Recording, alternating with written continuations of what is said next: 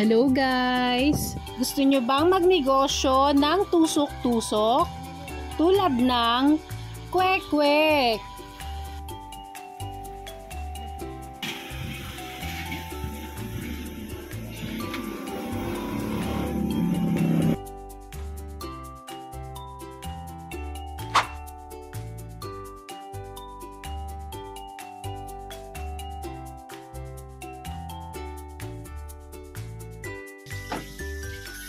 Ito po ay 100 pieces na pugo. Naglalagay po tayo ng tubig para ito po ay ating ilaga.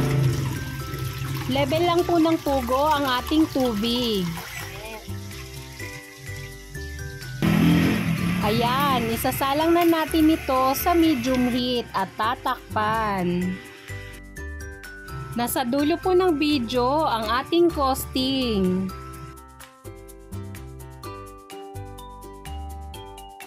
At kapag kumukulo na po ang ating pugo, maaari na nating patayin ang ating apoy.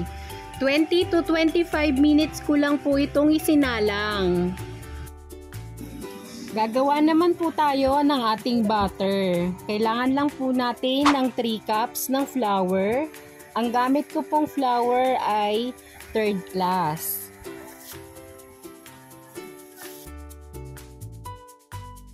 Titimplahan naman natin. Maglalagay tayo ng 1 tablespoon ng iodized salt, 5 grams ng pampalasa, 1 teaspoon ng ground pepper, 1 teaspoon ng activist. Maglalagay din po tayo ng 1 teaspoon of orange na food color. At hahaluin na po natin.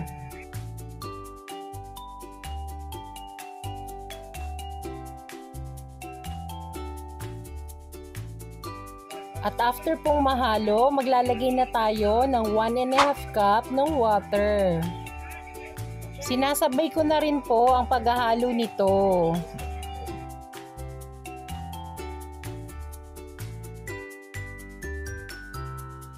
Dapat po ganito ang consistency ng ating butter. Isi-set aside muna natin ito. At kapag malamig na po ang ating pugo, maaari na natin itong balatan.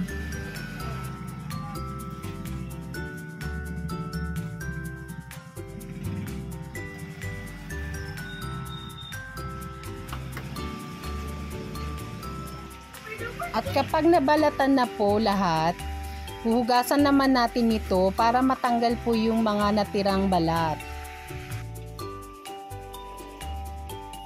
Ready na po ang ating mga pugo. Iko-coat naman natin ito ng harina. Ginagawa po natin ito para po dumikit yung butter natin sa ating pugo. Kung gusto nyo po ng ganitong mga video, please like and follow our FB page. Maraming salamat! Mag-start na po tayong magsalang ng ating pugo. Maglalagay tayo ng 500 ml na spring oil. Papainitin lang muna natin ito. Ilalagay na po natin ang ating mga itlog sa ating butter. At kapag mainit na po ang ating mantika, i-coat lang natin ng butter ang itlog at ilalagay na natin ito sa ating kawali. Gagawin lang natin ito hanggang sa maluto na ang lahat ng itlog. Ang ating apoy ay naka-medium heat. Madali lang pong maluto ang ating pugo. Ang ginagawa ko po per day, 50 pieces na po yung niluluto ko. Kapag mabenta naman, kapag may naghahanap pa, saka lang ako uli nagluluto pa. Ang bentahan ko po nito ay 4 pesos per piece.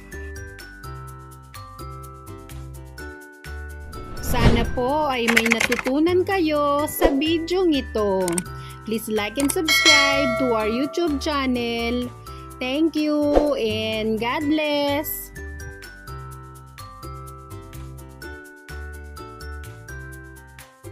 At syempre, kapag naluto na, i-display na natin ito sa ating estante. At ang available ko pong sausawan sa ating kwek-kwek ay ang chili vinegar, sweet chili sauce, at sweet sauce. At para po sa ating costing, ang ating puhunan ay 255 pesos.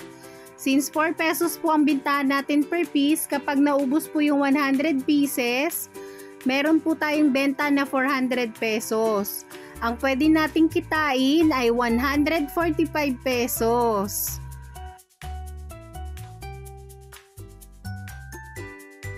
Thank you for watching! Gawa tayo ng corn dog na pang negosyo. Tara, umpisahan na natin.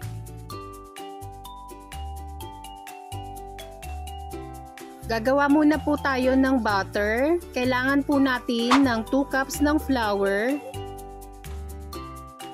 1 teaspoon ng iodized salt,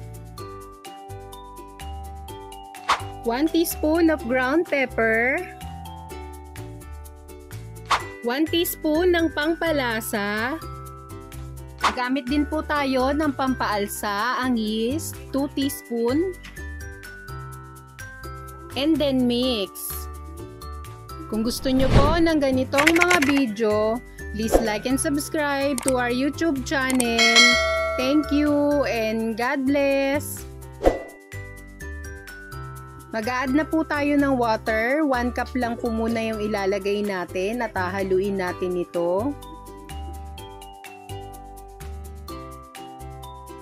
Tapos, mag-a-add pa tayo ng 1/2 cup. Dapat po kasi hindi ito masobrahan sa tubig.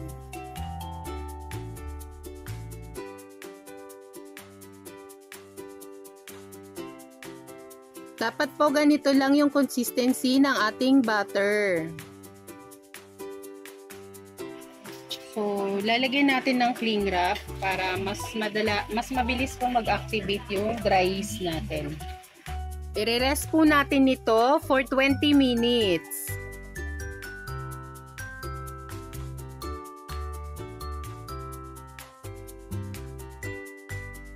Ito po yung idol na hotdog na gagamitin natin. Babalatan muna natin ang ating hotdog.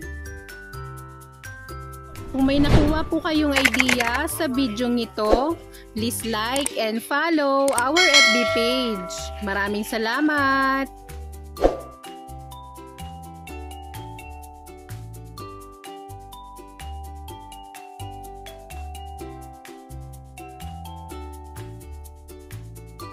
After na nating mabalatan, tutuhugin naman natin ito ng stick. Ingatan nyo lang po ang inyong mga kamay para hindi po kayo matusok.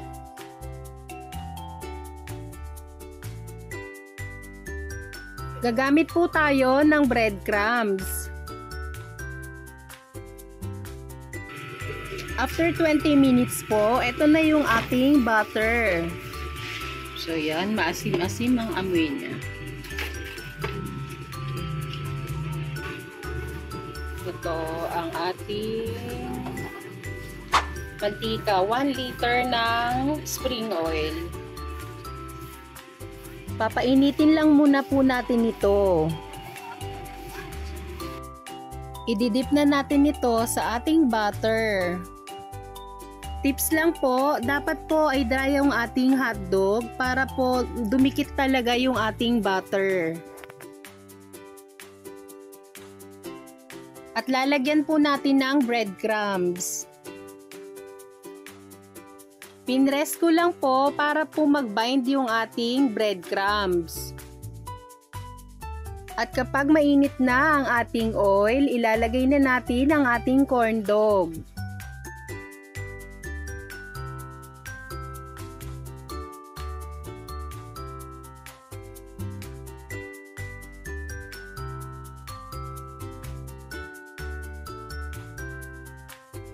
Ipi-flip lang natin kapag nag-brown na yung kabilang side.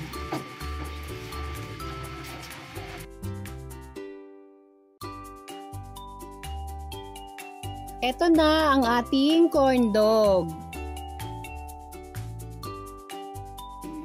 Ayan po, gagamit po tayo ng mayo ketchup.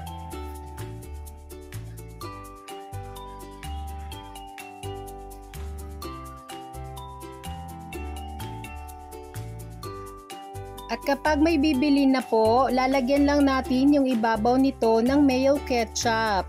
Pero depende pa rin po ito sa ating customer.